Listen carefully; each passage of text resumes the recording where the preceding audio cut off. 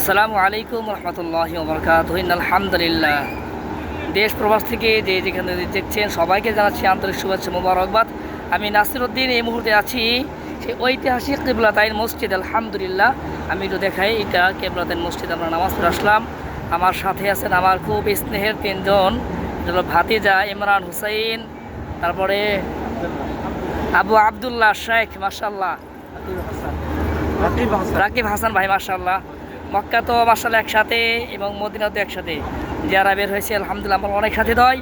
তো তাদের নিয়ে শুধু এত স্মৃতিচারণ করতেছি। তারা মদিনা থেকে সুদূর ইলম অন্বেষণ করার জন্য যাবে মিশর আল আজহারে।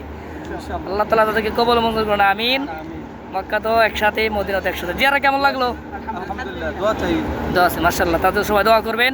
মিশর আল আজহারে ইনশাআল্লাহ তাআলা তারা 8 তারিখে চলে যাবে ইনশাআল্লাহ তাআলা। আল্লাহ পাক তাদেরকে সফরকে নিরাপদ করেন। ইলম অন্বেষণের রাস্তা যেন আল্লাহ পাক আরো সহজ করে দেন, আমিন। আলহামদুলিল্লাহ, মাশাআল্লাহ।